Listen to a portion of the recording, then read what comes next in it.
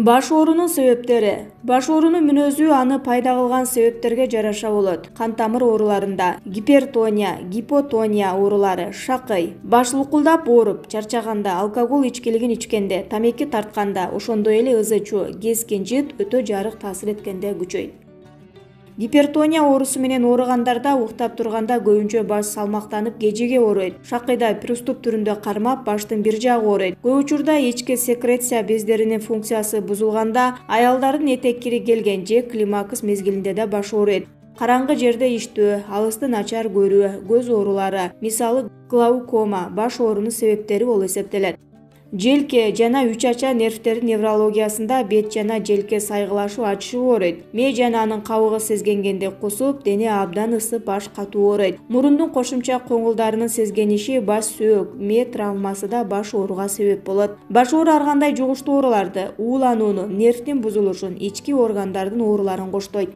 Дарылоо. Баш оорунун себебин билгенден кийин дарылоо керек. Такай ооруса доктурга кайрылуу зарыл. Анын себебин таппай, өзү билгендей ооруну басаңдатуучу дарыларды колдонуу ден соолукка тескери таасир тийгизет. Доктур өз убагында кайрылып, негизги ооруну дарылоо баш ооруну басат же азайтат. Күн тартибин туура уюштуруу, маалы менен тамактануу, суу процедуралары, дарылоо гимнастикасы, желдетилген бөлмөдө уктоо, таза абада сейилдөө баш ооруну басууга жардам берет.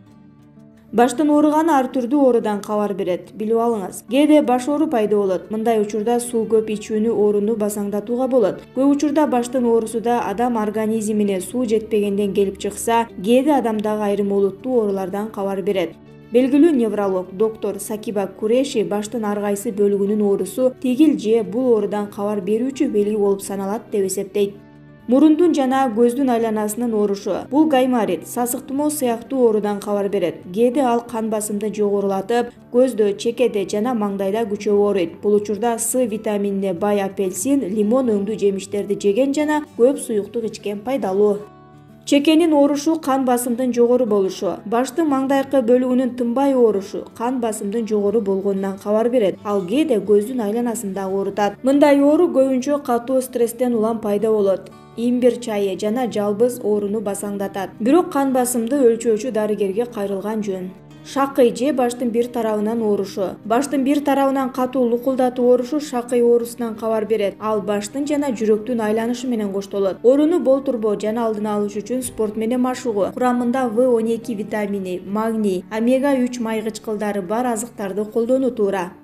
Адам баласында эң көп кездешкен оору баш оору болушу керек. Көп учурда баштын ооруганы адам денесинде кайсы бир оорунун пайда болушун же өөрчүшүн билдирет. Ошондуктан баш көп ооруй турган болсо, сөзсүз доктурларга көрүнүп текшерилип алган туура болот. Биз сунуш кыла турган нерселер баш ооруудан толук арылганга же анын сейрек кармашына өбөлгө түзөт.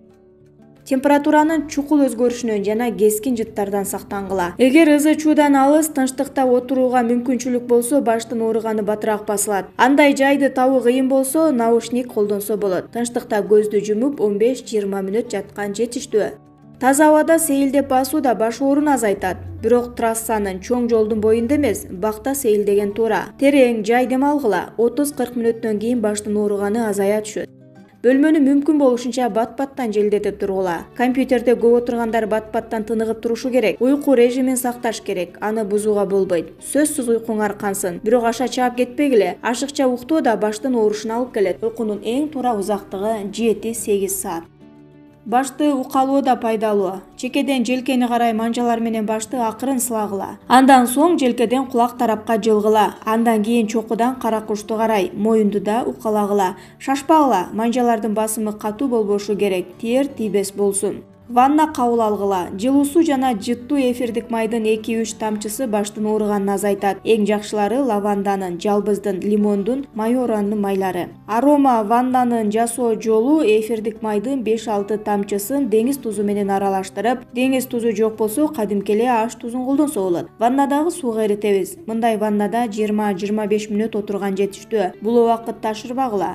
Дагы бир элдик ыкма картошка компрессия. Картошканы арчыбай бүкүлү бышырып, жылуу картошканы чекеге жана чыкыйга коюш керек. Чыкыйга 2-3 мүнөткө лимондун кабыгын койсо жакшы болот. Кадимки горчичникти да колдонсо болот. Аны чакан 4 чарчы кесиндилерге кесип, сууга малып, баштын ооруган жерлерине чаптап коюш керек. Шакыйы көп кармагандарга чийке жумуртка пайдалуу. Аны кайнаган сүт менен бат аралаштырып, мүмкүн болушунча дароо бир дем менен ичиш керек. Муну бир канча күн кайталаш абзел. Бара-бара шакый кармабай калат. Кыпкызыл чай демдегиле. Ага бир уч жалбыз же ромашканы салып 5-10 мүнөт күткүлө. Жаңы демделген чайдын бир стакан ичкиле. 10-15 мүнөттөн кийин баш оорубай калат. Эгер баштын ооруганы басылбаса, башты алгач жылуу анан буздак сууга салып көргүлө. Эгер баш оору бат-баттан кармап турса, айрым чөптөрдүн ширелери же кайнатмасы да пайдалуу. Мисалы, эртең менен ачкарын картошканын ширесинен бир стакандын 4/1 бөлүгүн, карагаттын ширесин ушундай эле көлөмдө күнүнө 3 жолу ичип турса жакшы. Чөптөрдөн чай, чөп, какым, алардын кайнатмаларын 2-3 жума ичкиле. Мындан сырткары витаминдерди кабыл алгыла. Алардын жетишпестиги да баш ооруга алып келиши мүмкүн. Эгер баш оору басылбаса, анда тийиштүү дарыларды ичиш керек. Баш ооруга ситрамон, анальгин жана башка дарылар жакшы. Бирок бул дарыларга организм көнүп калышы мүмкүн экенин билгиле. Айрымдары кошумча терс натыйжа бериши мүмкүн. Ошондуктан аларды колдонууда этият болгула, сейрек колдонгула. Баш ооруну үй шартында кантип басуу керек? Баш ооруда адатта такай, аспирин же дагы ооруну басуучу таблеткаларды иче калышат. Бирок учурда дарыларды өтө эле көп пайдалангандыктан кээ бир дарылар бир ооруну басып, экинчисин пайда кылып жатат. Ошондуктан баш ооруну үй шартында дарысыз басуу тууралуу маалымат берип көрөлү. Жалбыздын майы. Башыңыз сайгылашып же желкеңиз тартып ооруп жатса, жалбыздын майы бул учурда эң мыкты оору басуучу каражат болуп саналат. Жалбыздын майын бир эле баш ооруга эмес, ич оору же башка ооруларда да колдонуп жүрүшөт. Ал ооруну басаңдатат. Аны ичпейсиз, болгону ооруган жерге сүйкөйсүз. Эгерде сизде майга аллергияңыз болсо, анда зайтун майын аралаштырып сиңгенче укалап сүйкөйсүз. Суу. Таблетка ичпей, суунун өзүн ичкенге аракет кылыңыз. Окумуштуулар сууну такай ичүү менен баш оорудан толук айыкса болот дешет. Негизи адамдар бир күндө организмге жетишерлик суу ичишпейт. Ал эми чай, кофе, газдалган суусундуктар организмдеги сууну чыгаргандан башка пайдасы жок. Баш оору организмдин балансында суу аз калганда да пайда болот.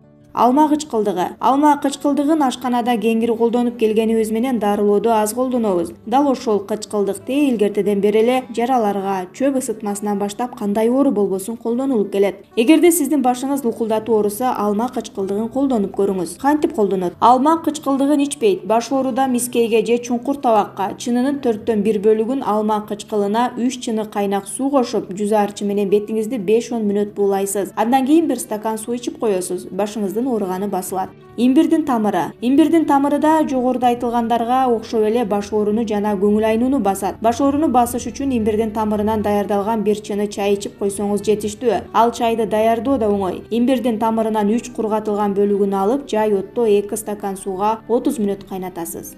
Бадам. Баш ооруну басуучу табигый каражаттардын катарында бадам да бар. Мээнин чыңалуусунан улам көптөрдүн башы ооруйт. Бадамдын курамында салицин болгондуктан ооруну басат. Башыңыз ооруганда 2-3 бадам жеп койсоңуз оорунун басаңдап баратканын туясыз. Баш ооруну басаңдатуучу ыкмалар. Өзүн бош кармап дем алуу. Жашоодо ар кандай кырдаалдар болот. Стресс, мээнин чыңалуусу, дене ага реакция берип булчуңдарды байлайт. Мындайча айтканда булчуңдарды чыңалтат. Ошонун негизинде баш оору гана эмес, башка оорулар да башталат. Андай учурда адам өзүн бош кармап, терең дем алуусу керек. Медитация. Медитация адам өзүн бош кармоого, ойду бир жерге топтоого жардам берет. Абдан оор күн болгондо 15 мүнөт медитация кылуу менен чыңалууну жаза аласыз. Дем алуу. Сиз өзүңүздү туура дем алып жатам деп ойлойсуз. Бирок сиздин башыңыз ооруп жатса, демек жетиштүү кычкылтек ала албай жатасыз. Баш ооруп жатканда терең жана бат-баттан дем албайбыз. Башыңыз ооруганда катуу дем алып, аны кармап, кайра демиңизди болушунча катуу чыгарып, бир нече мүнөт кайталасаңыз баш оору басаңдай түшөт. Ийинди ылдый түшүрүңүз. Мындайды күнүгө 5-6 жолу кайталаңыз. Биз бүкүрөйүп калбайлы деп ийнибизди туура эмес көтөрүп алуунун кесепетинен моюн булчуңдары чыңалып, баш ооруга алып келет. Ошондуктан кээ бир убактарда маал-маалы менен ийинди ылдый түшүрүп, өзүңүзгө ыңгайлуу абалга келип турганыңыз жакшы. Ысык же муздак компресс. Баш оору ар кандай учурда болот. Кээ бир учурда кан тамырлардын ичкеришинен болсо, кайсы бир учурда кеңейгендиктен да пайда болот. Ошондуктан баш ооруганда ысык жана муздак компресстен экөөнү тең кайталап көрүңүз. Кайсынысы баш ооруну басса, ошого ыктаңыз. Эскертүү: эгерде баш оору такай болсо, сөзсүз дарыгерге көрүнүп, керектүү жардамды алганыңыз оң.